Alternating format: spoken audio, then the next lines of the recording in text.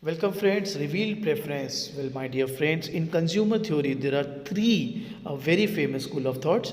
First is called utility analysis, Marshallian analysis also known as. And the second one is Hicks and Allen approach, popularly known as IC approach. And the third one is revealed preference. So आइए revealed preference approach या school of thought आपको सिखाते हैं. Well guys, सबसे पहला topic है idea of preference. Well we will assume that the preferences are strictly convex. इसका मतलब है हम ये मान के चलेंगे कि कंज्यूमर की प्रेफरेंसेस वेल बिहेव्ड हैं. ऐसा हम सिर्फ इसलिए मान रहे हैं ताकि हमारा जो एनालिसिस है वो सिंपल हो जाए. So that we will have a unique demanded bundle at each budget. अगर बेटा स्ट्रिक्टली कॉन्वेक्स आईसी होगा ना, लाइक ऐसा पूरा, तो एक यूनिक बंडल मिलेगा. अगर वो डाइल्यूटेड आईसी होता तो दो मिल जाते हैं आपको. Remember chapter 3. So consider the following figure. We have x1 x2 bundle and y1 y2. मेरे हिसाब से बच्चों x1 x2 बेटर होगा y1 y2 से. क्यों? क्योंकि अगर आप आईसी खींचोगे ना तो ये हायर आईसी देगा आपको. So consumer chooses bundle X1, X2 when Y1, Y2 is affordable. बिल्कुल, he could have had Y1, Y2, but the consumer will be going for X1, X2. Since X1, X2 is the optimal bundle, it must be better than any other bundle that consumer can afford. तो हम ये यहाँ पर इस sign के through ये बता रहे हैं that X1, X2 should be giving more satisfaction, utility, or in short, it's better than bundle Y1, Y2. Mind it, one key thing, when you choose X1, X2, you could have had Y1, Y2. It was affordable for you. So thus there is a unique demanded bundle for each budget set. If preferences are not strictly convex so that ICs have flat spots, it may be that some bundles that are on the same budget line might be just as good as the demanded bundle. ये lines the readings में मैंने इसलिए लिख दी. इसका मतलब क्या है मैं बता देता हूँ. आपको अगर परफेक्ट सब्स्टिट्यूट याद हो तो आपको याद होगा परफेक्ट सब्स्टिट्यूट में मैं ऐसे आईसी बनाता था.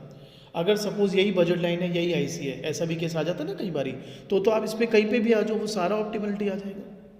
तो ये वो यहाँ पे उसको अवॉइड करने को बोल रहा है. कहते हैं if preferences are not strictly convex so that ICs have flat spots, it may be that some bundles that are on the budget line might be just as good as the demanded bundle. So we don't want that confusion.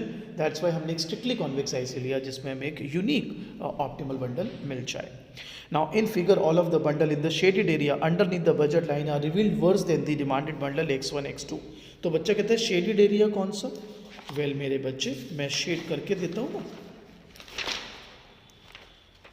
So sorry, this my dear friends shall be your shaded area. ये पूरा ठीक है. Basically ये budget set के अंदर जितना भी हिस्सा है. आगे बढ़ते हैं मेरे बच्चों. So in figure, all of the bundles in the shaded area underneath the budget line are revealed worse than the demanded bundle X1, X2. यानी आपने जब X1, X2 पिक किया तो वो सारे बंडल जो आप अफोर्ड कर सकते थे, वेदर ऑन बजट लाइन और बिनीथ द बजट लाइन, आपने उन सबको रिवील किया as inferior. So this is because they could have been chosen but were rejected in favor of X1, X2. आइए इसी को थोड़ा algebraically देख लेते हैं. Let X1, X2 be the bundle purchased at prices P1, P2 with income M. तो P1 X1 plus P2 X2 is M. Now don't you think P1 Y1 plus P2 Y2 वो budget set के अंदर आ रहा है, इसलिए less than और equal to M. So हम इसके साथ ये बोल सकते हैं that P1 X1 plus P2 X2 is better और equal to P1 Y1 plus P2 Y2. अब कुछ बच्चे क्या कहते हैं, सर खाली ग्रेटर का साइन लगा लो, इक्वल का साइन क्यों लगाया है? मैं उसको भी क्लियर कर देता हूँ.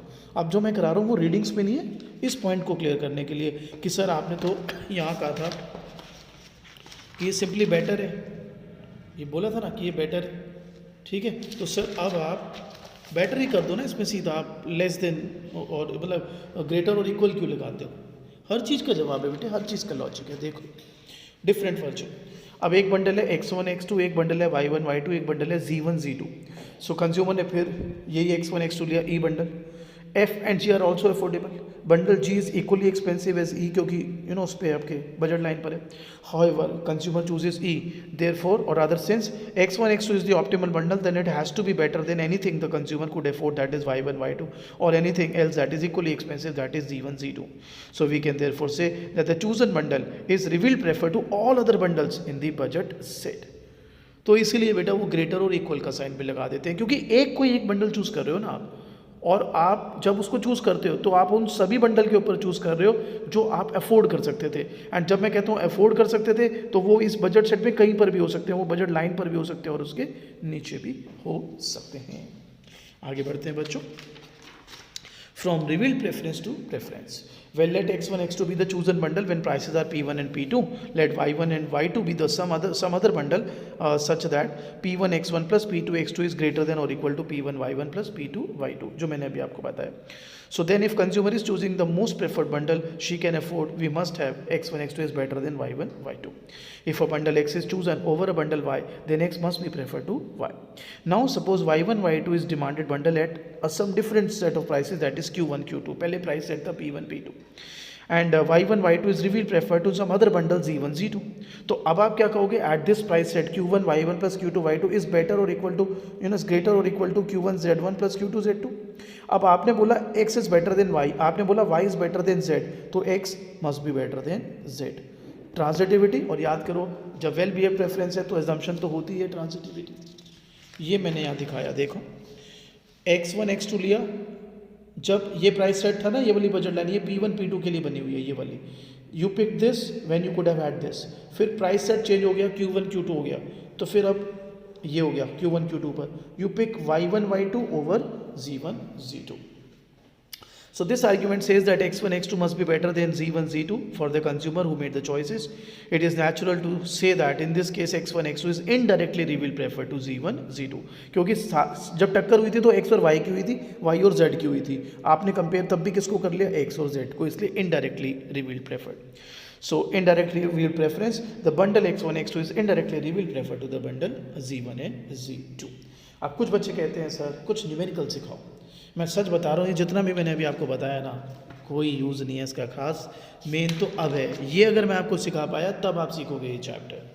वो इसलिए कराना पड़ता है, कल को आप रीडिंग्स देखो आपको सर ने छुड़वा दिया, मगर उसका कोई यूज़ नहीं है, उसमें मज़ा नहीं है. मज़ा अब आएगा अगर समझ आ गया तो. Example 1. Consumer A consumes two goods x1 and x2 at price set p1 p2, that is 4 6, and he consumes 6 6 at this price. And at price set q1 q2 जब 6 और 3 हो गया प्राइस, तो वो कंज्यूम कर रहे हैं 10 एंड 0. तो कहता है उसकी बजट लाइन बताओ और does he satisfy weak axiom of revealed preference. तो आप कहोगे सर आपने तो बताया ही नहीं है weak axiom of revealed preference क्या होता है. हाँ तो बताऊंगा ना बेटा, आइए पहले इसको समझते हैं. शुरू में प्राइस क्या है सर 4 6, आप कंज्यूम क्या कर रहे हो सर 6 6. पहला काम एक करते p1 p2 price set which is 4 and 6, तो 4 into 6 6 into 6 60 इनकम होगी आपकी. भाई प्राइस 4 था गुड 1 का, प्राइस 6 था गुड 2 का, और आप गुड 1 और गुड 2 6 यूनिट कंज्यूम कर रहे हो, तो आप 60 रुपये रख रहे होगे तभी तो कंज्यूम कर पा रहे हो. आपकी इनकम 60 हो गई होगी. ठीक है, इसको अब आप अगर बजट लाइन बनाते हो तो आपको हॉरिजॉन्टल और वर्टिकल इंटरसेप्ट चाहिए होते हैं. 60 divided by 4 good 1, 60 divided by 6 good 2, 15 and 10. ये जे के लाइन से मैंने यहाँ शो कर दिया, ये रहा जे के भाई 15 10. ठीक है, अब प्यारे बच्चों next set of price 6 into 10 3 into 0, again income 60. अब अगर आप खाली गुड 1 लेते हो 6 रुपये के हिसाब से तो 10, गुड 2 लेते हो 3 के हिसाब से तो 20. इस बजट लाइन को बोला है पी क्यू. ठीक है, तो ये तो हमने बजट लाइन बना ली मेरे प्यारे बच्चों. अब वो कहते हैं does he satisfy weak axiom of revealed preference. देखो बेटे बहुत सारे तरीके होते हैं weak axiom of revealed preference को समझने के. मैं आपको एक ऐसा तरीका बताऊंगा जो किसी बुक में नहीं मिलेगा आपको. ठीक है, तरीके बहुत सारे हैं मगर मैं आपको एक शॉर्टकट बताऊंगा. उससे पहले मैं हल्की सी थ्योरी आपको बता देता हूँ, फिर वो शॉर्टकट बताता हूँ. देखो बच्चों, अगर दो बंडल हैं एक्स और वाई, और अगर आपने एक्स चूज किया जब वाई अफोर्डेबल था, ठीक है, एक गिवन सेट ऑफ प्राइसेस पर, अब प्राइस सेट चेंज हो गया, अभी भी दोनों अफोर्डेबल हैं पर अब आप वाई चूज कर रहे हो. सपोज एक प्राइस सेट था P1 P2, एक्स वाई दोनों अफोर्डेबल थे, आपने एक्स चूज कर लिया. अब प्राइस सेट चेंज हो गया, Q1 Q2 नया प्राइस सेट बोल देते हैं उसको, अभी भी दोनों बंडल अफोर्डेबल हैं पर आपने वाई चूज कर लिया. तब हम बोलेंगे कि आप वायलेशन कर रहे हैं weak axiom of revealed preference का. और भी बड़े सारे एग्जांपल से सिखाता हूं मैं तेरे को.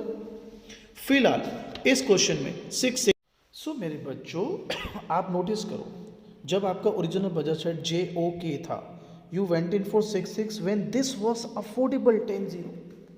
अब जब प्राइस सेट चेंज हो गया Q1 Q2 जिसका बजट लाइन PQ है, आप गए 10 0 के लिए व्हेन 6 6 वाज अफोर्डेबल, तो दिस इज वायलेशन. मैंने क्या कहा था, weak axiom of revealed preference कब वायलेट होता है सर? जब एक सेट ऑफ प्राइसेस पर लाइक P1 P2 दोनों बंडल अफोर्डेबल थे, आपने एक्स लिया, ठीक है, फिर प्राइस सेट चेंज हुआ, सपोज नया प्राइस सेट हो गया Q1 Q2, दोनों बंडल अभी भी अफोर्डेबल थे बट हमने बंडल Y लिया, तो ऑब्वियसली वो आपका हम क्या बोलते हैं कि वायलेशन हो गया। अब यहाँ पर अगर मैं इसको रॉ बनाऊँ, सपोज ये था आपका ओरिजिनल JOK, तो आपने ये बंडल पिक करा when you could have had say this, ठीक है, तो suppose you pick E over Q, right. अब जब प्राइस सेट चेंज हो गया और वो प्राइस सेट जो है मेरे बच्चा वो हो गया सपोज दिस PQ, ये बजट लाइन ऐसा हो गया, ठीक है, तो अब आपने कौन सा बंडल लिया सर? Q। जब आपने Q लिया, don't you think this E is POQ में वॉज अफोर्डेबल? यस। तो this is violation my dear, this is a complete violation, क्योंकि फर्स्ट सेट ऑफ प्राइसेस पर दोनों अफोर्डेबल थे, आप बंडल ई ले रहे हो, सेकंड सेट ऑफ प्राइसेस पर भी दोनों अफोर्डेबल है, आप बंडल क्यों ले रहे हो? So that's the violation. चलो बेटा मैं और एग्जांपल सिखाता हूँ आपको। Suppose an individual has the following data, आपके पास बंडल X है जिसमें X1 X2 है 2 2, और फर्स्ट सेट ऑफ प्राइस है P1 P2 और उस पर 1 और 2 हैं प्राइसेस, और एक और नया बंडल है Y1 Y2 3 1 और नया प्राइस सेट है Q1 Q2 3 1। तो अब हमें ये देखना है क्या इस केस में वीक एक्सियम का वायलेशन हो रहा है या नहीं। मेरे बच्चों सबसे पहले आप इस सेट ऑफ प्राइस को ले लो 1 और 2 को, और इस सेट ऑफ प्राइस पर बंडल X और बंडल Y की कॉस्ट निकाल लो। कैसे? देखिए मेरे बच्चों, 2 इंटू 1 2 इंटू 2 6, ध्यान दीजिएगा 3 इंटू 1 1 इंटू 2 5। सबसे पहले at the first set of price that is P1 P2 आप लोग दोनों bundles, in this case bundle X और बंडल Y की कॉस्ट निकाल लेंगे। सो प्राइस P1 P2 क्या है? 1 और 2, बंडल 1 कौन सा है? X bundle, 1 into 2 2 into 2 1 into 3 2 into 1, तो बंडल X की कॉस्ट आ रही है 6 और बंडल Y की कॉस्ट आ रही है 5। अब मेरे बच्चों अगर at first set of price वो बंडल 1 लेता है जिसकी कॉस्ट है 6 और बंडल Y की कॉस्ट कितनी है? 5, तो बच्चों he is choosing X when Y is affordable, because अगर वो X ले रहा है जिसकी कॉस्ट 6 है तो वो Y भी ले सकता था जिसकी कॉस्ट 5 है। So here X is purchase when Y is affordable, therefore 6 is giving और इज बेटर देन 5। अब न्यू सेट ऑफ प्राइस पर दोनों बंडल की कॉस्ट निकालो, 3 इंटू 2 1 इंटू 2 3 इंटू 3 1 इंटू 1। सो आप देख सकते हैं new set of price 3 into 2 1 into 2 3 into 3 1 into 1। So 3 3 into 2 1 into 2 8, 3 into 3 9 1 into 1 10। अब मेरा बच्चा इस नए सेट ऑफ प्राइस पर आपने बंडल Y लिया है। अब मुझे बताओ अगर आपने बंडल Y लिया है तो 10 रुपीज़ कॉस्ट कर रहा है वो, तो यानी when you pick bundle Y you could have had bundle X। So now bundle Y is purchased when X is affordable, therefore it is a violation of weak axiom of revealed preference. जब पहले first set of price पे दोनों affordable थे आपने X लिया, second set of price पर दोनों affordable है आप Y ले रहे हो, तो फिर ये वायलेशन है मेरे बच्चों weak axiom of revealed preference.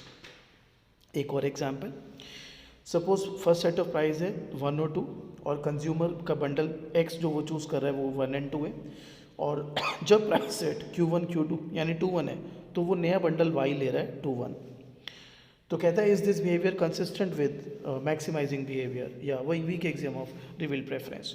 तो अगेन वही ट्रिक, इस प्राइस पर बंडल X और बंडल Y की कॉस्ट निकालूंगा, तो 1 इंटू 1 2 इंटू 2 1 इंटू 2 2 इंटू 1, देख लीजिए 1 इंटू 1 2 इंटू 2 5 1 इंटू 2 2 इंटू 1 4। यानी जब, अब ध्यान से समझेगा, आपने क्या करा, Y is affordable when X is bought, therefore X is directly revealed prefer to Y। ठीक बात।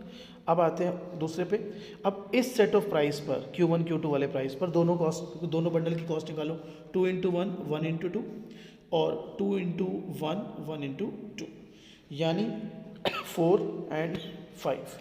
तो X is affordable now when Y is bought, therefore y is directly revealed preferred over x। Again violation है weak axiom का, क्योंकि eight P1 P2 दोनों affordable थे, आपने x ले लिया, एट Q1 Q2 दोनों अफोर्डेबल हैं, आप y ले रहे हो, तो अगेन अ वायलेशन। तो बच्चे कहते हैं सर कब नहीं होगा फिर वायलेशन, ये तो हर केस में ऐसा लग रहा है वायलेशन होगा, नहीं अभी दिखाते हैं। एग्जाम्पल नंबर 4, P1 P2 दिया है 2 1, कंज्यूमर ले रहा है उस पर 1 और 2, और जब Q1 Q2 प्राइस है 1 2 तो he is choosing Y1 Y2। मैं सेम चीज़ करूँगा जैसे पहले बताई, at P1 P2 I will be first calculating the cost of both the bundles. So इस पर 2 इंटू 1 1 इंटू 2, इसी पर 2 into 2 1 into 1, so 2 into 1 1 into 2 4, 2 into 2 1 into 1 5। Don't you think at price P1 P2 he is actually choosing X bundle which is costing rupees 4? In this case don't you think Y is not affordable, right? अब उल्टा चलते हैं, Q1 Q2 इस set of price पर अब मैं X और Y bundle की क्वांटिटी कॉस्ट निकाल लेता हूँ, 1 into 2 2, 2 into 1 I am sorry मैं इससे कर रहा हूँ, क्वांटिटी से करना है, 1 इंटू 1 2 इंटू 2, फिर 1 इंटू 2 2 इंटू 1, तो ये हो गया 5 और 4। अब आप y चूज़ कर रहे हो, अब जब आपने y चूज़ करा है तो x अफोर्डेबल ही नहीं है, तो मेरे बच्चों अगर अफोर्डेबिलिटी ही नहीं हो तब हम कहते हैं देयर इज़ नो वायलेशन। अब यहाँ पर एक बात अगर आपने नोटिस ना करी हो तो अब ज़रूर से कर लेना, ये छोटी सी ट्रिक है, अगर आप ये पकड़ गए तो आप कोई भी वीक एक्सियम और स्ट्रॉन्ग एक्सियम का क्वेश्चन आसानी से कर पाएंगे। आइए बताता हूँ। तो मैंने अब एक बड़ा सा क्वेश्चन आपके लिए बनाया है जिसमें मैं आपको प्रूव करके दिखाऊंगा whether weak axiom of revealed preference violate होता है कि नहीं, और होता है तो कैसे। तो हमें 3 ऑब्जर्वेशंस दी गई हैं प्राइसेस की और बंडल्स की। तो मैं क्या कर रहा हूँ, मैं ये जो फर्स्ट ऑब्जर्वेशन है 2 और 3 इसको यहाँ लिख देता हूँ, सेकेंड ऑब्जर्वेशन 3 2 यहाँ लिख देता हूँ, थर्ड ऑब्जर्वेशन 2 2 यहाँ लिख देता हूँ। ये इसको बंडल 1 बंडल 2 बंडल 3 कर देते हैं। तो बंडल्स 1 2 3 3 4 3 4 4 3 4 3 5 5 5 5। अब मैं इनकी कॉस्ट निकालूंगा। सो स्मार्ट खेलिएगा, 2 into 3 3 into 4, 2 into 4 3 into 3, 2 into 5 3 into 5, ये कॉस्ट आ गई। 3 into 3 2 into 4 3 into 4 2 into 3 3 into 5 2 into 5, ये कॉस्ट आ गई। Third set of price 2 into 3 2 into 4 2 into 4 2 into 3 2 into 5 2 into 5, ये आपके पास वैल्यूज आ गए। ठीक है, तो ये टेबल कैसे बनाई वो समझ लिया। अब मेरे बच्चे जो मैं ट्रिक बता रहा हूँ ना उसको बस अच्छे से समझ लेना। मैंने स्टार्टिंग में बोला था ना वीडियो के एक शॉर्टकट बताऊंगा, तो वो शॉर्टकट अब सुन लो। आपको ज़्यादातर लोग कराएंगे वो स्टार और कॉलम अप्रोच, अगर वो इतनी आसान होती तो आपको समझ आ गई होती, आप वीडियो ना देख रहे होते ही। तो मैं आपको कुछ शॉर्टकट दिखाता हूँ। याद रखना है at first set of price, I repeat, at first set of price आपको हमेशा सदैव बंडल 1 ही लेना है। अब आप बताओ at first set of price आप बंडल 1 ले रहे हो, क्या कॉस्ट पड़ रहा है सर 18। अब इसी में देखो कौन कौन से अफोर्डेबल थे, सर ये वाला अफोर्डेबल था, ठीक है। So you picked bundle 1 when bundle 2 was affordable, right, yes. So at first set of price you need to pick first bundle. At second set of price you will always be picking second bundle. अब मुझे बताओ जब आपने second bundle लिया which one was affordable? Sir first bundle was affordable, sir first bundle was affordable, okay। तो मुझे बताइए at first set of prices where you have to pick bundle 1, which bundle was affordable? Sir bundle 2, okay। At second set of prices you have to have bundle 2, right, costing 18, which one was affordable? Sir bundle 1, violation, because both were affordable, going for first, both are affordable, going for second, and the catch is at first set of price always be going with bundle 1, at second set of price always be going with bundle 2, at third set of price always be going with bundle 3. So this is a violation। ये सब वही कहानी लिखी। अब एक और question आपको करते हैं। अब इसमें वीक एग्जाम और स्ट्रॉन्ग एग्जाम दोनों सिखा देंगे, फॉर्मल ट्रीटमेंट भी बताएंगे आपको इसका, not to worry. So again हमारे पास ऑब्जर्वेशन है, आपकी बारी 3 डेटा हैं, मतलब 3 प्राइसेस हैं 2 की बजाय। सो ये P prime P double prime x bundle ex prime x double prime. तो अगेन प्राइसेस इधर ले रहा हूँ, ठीक है, बंडल्स इधर ले रहा हूँ। तो मैंने ये कैसे सॉल्व किया होगा वो मैं आपको एक हिंट दे देता हूँ। देखिए पहले इस सेट ऑफ प्राइस पर तीनों वैल्यू निकाल लीजिए, 2 2 2 2 3 2 into 1 2 into 2 2 into 4 2 into 1 2 into 1.5। फिर इस सेट ऑफ प्राइस पे निकाल लीजिए 1 into 2 3 into 2 2 into 2 1 into 3 3 into 1 2 into 2 1 into 4 3 into 1 2 into 1.5। ऐसे फिर थर्ड सेट ऑफ प्राइस पर पहले इस बंडल की कॉस्ट, फिर इस बंडल की कॉस्ट, फिर इस बंडल की कॉस्ट निकाल लीजिए। देखिए जी ये कर लिया हमने। अब मैं आपको सिखाऊंगा कैसे वीक एग्जाम और स्ट्रॉन्ग एग्जाम इसमें पकड़ेंगे आप, ठीक है मेरे बच्चों, एंजॉय कीजिए। मैंने क्या बोला था, at first set of price कौन सा बंडल लोगे sir? First bundle, perfect. Okay you going for the first bundle right? Yes sir. अब मुझे बताइए विच one is affordable? Sir this one is affordable, great. और ये तो थ्योरी में हमने बोला था सेम कॉस्ट वाले भी हो सकते हैं मगर आप पिक एक ही करोगे, ठीक है, perfect. Sir second set of bundle आप ही बता दो Raje, which one is affordable? First of all which one you will be going for? Sir this one. आपने कहा था sir second set of price पर will be going for the second bundle, great. Now is one first bundle affordable? Sir repeat करना, जब आपने first set of price पर first bundle लिया था the second bundle was affordable, yes sir. At the second set of prices you have to go for the second bundle, yes sir. Is first available? Is first affordable? No. So there is no violation. There is no violation of weak exam. अरे affordable ही नहीं है ये। तो week exam में आप direct preference देखते हो, बंडल 1 बंडल 2 बंडल 2 बंडल 1 यानी आपस में। स्ट्रॉन्ग एग्जाम में इनडायरेक्ट देखा जाता है। अब मैं आपको स्ट्रॉन्ग एग्जाम सिखाता हूं बच्चों। तो ये वाला आपने लिया, कौन सा अफोर्डेबल था फिर? सर ये अफोर्डेबल था, ठीक है। सो यहां पर दिस ओवर दिस, यहां पर this over this, clear? Clear ये बात? तो ट्रांजिटिविटी क्या कहती है, मैंने थ्योरी में बोला था, if you like this over this and this over this you must like this over this, right? Let's see. तो फर्स्ट सेट ऑफ प्राइस पे कौन सा बंडल लेते हो? Sir first bundle. Second set of price पे कौन सा bundle लेते हैं? Sir second bundle. Third set of price पर थर्ड बंडल लेना है, 17, ठीक है। तो मुझे बताओ आप ये 17 ले रहे हो, when first is affordable, yes sir, violation. दोबारा समझो मेरे बच्चों, स्ट्रॉन्ग एग्जाम में इनडायरेक्ट देखा जाता है। एक बात बताओ, this bundle 1 was preferred over bundle 2, yes sir.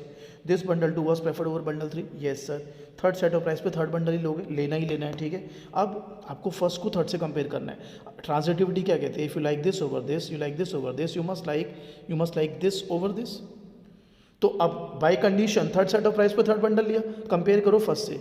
जब आपने थर्ड लिया, जो लेना ही है, अगर फर्स्ट अफोर्डेबल है तो वो वायलेशन होगा। अगर फर्स्ट अफोर्डेबल ही नहीं होता तब हम कहते स्ट्रॉन्ग एग्जाम का भी वायलेशन नहीं हुआ है। चिंता मत कर, अभी और प्रैक्टिस कराता हूँ। एक और एग्जाम्पल है, इसे सीख लेते हैं। कहते हैं solve for strong axiom of revealed preference और इनडायरेक्ट रिवील्ड प्रेफरेंस। मेरे बच्चों मैं इसमें वीक भी आपके लिए कर देता हूँ। फर्स्ट सेट ऑफ प्राइस पे फर्स्ट बंडल लोगे, yes. Don't you think bundle 1 was preferred over 2 क्योंकि 2 was affordable, yes. At second set of price कौन सा लोगे बच्चों? सर बंडल 2 लूँगा, ठीक है। Bundle 1 is not affordable, yes. तो एक बात तो तय है कि weak axiom of revealed preference तो चल रहा है, वायलेशन नहीं है। वायलेशन तब होता जब ऑब्वियसली आप ये लेते और ये अफोर्डेबल होता। तो मगर अब ये तो मान सकते हो कि 2 बेटर देन 3 है फिर, because at second set of price आपने बंडल 2 लिया, फिर 3 वॉज अफोर्डेबल, या। सो अब स्ट्रॉन्ग एग्जाम देखना, तो मैंने आपको बोला था इनडायरेक्ट देखते हैं। तो at third set of price which bundle will you pick? Sir third. तो स्ट्रॉन्ग एग्जाम बेसिकली क्या कहते हैं? Indirect preference. If 1 is better than 2, 2 is better than 3, then 1 must be better than 3 या 1 मस्ट बी प्रेफर्ड ओवर 3। यहाँ पर आपने bundle 3 लिया है, राइट। क्या बंडल 1 अफोर्डेबल है? नाउ माइंडेड जो आप लेते हो और जो उस पर जो वैल्यू होती है वही आपकी बजट मानी जाती है। तो आपने जब बंडल 3 लिया which cost 20, can you have budget bundle 1 which is 25? No. So आप अफोर्ड ही नहीं कर सकते उसको, इसलिए strong axiom of revealed preference भी लागू है, ये भी वॉलेट नहीं हुआ। अब अगर आपको इसको फॉर्मली देखना है तो देखिए weak axiom. Well, if x1, x2 is directly revealed preferred to y1, y2 and the two bundles are not the same, then it cannot happen that y1, y2 is directly revealed preferred to x1, x2. So if p1 x1 plus p2 x2 is greater than or equal to p1 y1 plus p2 y2, then it must not be the case that q1 y1 at new set of price plus q2 y2 is better than or equal to q1 x1 plus q2 x2. यहाँ पे देखो violation हो रहा है, पता है कैसे? First set of price पे x ही लोगे आप, मैंने बोला था ना x ओवर y, क्योंकि इनसाइड आ रहा है बजट लाइन में। या जैसे ही प्राइस सेट चेंज हुआ, ये q1 q2 का है, तो भैया अब आप क्या ले रहे हो? अब आप y बंडल ले रहे हो ओवर x। बच्चा कहता है अच्छा वायलेशन नाउ इसका diagram, your wish is my command. ये आपका P1 P2 प्राइस था, आपने कौन सा लिया? बंडल 1। 2 तो अफोर्डेबल ही नहीं था इसमें, इस बजट सेट में this Y bundle was not affordable. अच्छा, जब प्राइस सेट चेंज हुआ Q1 Q2 हो गया, आप इस पे गए, ये लिया, इसमें तो बंडल 1 अफोर्डेबल ही नहीं है, no violation, satisfying, weak axiom of revealed preference. और मेरे बच्चों आप देख सकते हो इसकी वजह से आईसीज भी आप बना रहे हो, तो ये हायर आईसी और ये लोअर आईसी, यहाँ पर दिक्कत हो जाएगी, ये ऊपर जाएगा, ये ऊपर जाएगा, क्रॉस कर जाएंगे एक दूसरे को। वैसे बिना आईसी के भी हम देख पा रहे हैं there is a violation. Strong axiom के लिए मैं आपके साथ फ़ोटो ऐड कर देता हूँ, ठीक है, उसमें से आप उसका फॉर्मल ट्रीटमेंट देख सकते हैं। सो आई होप आपने देख लिया होगा कि वीक एक्सियम और स्ट्रॉन्ग एक्सियम को आप कैसे डिकोड कर सकते हैं। I hope this video helps.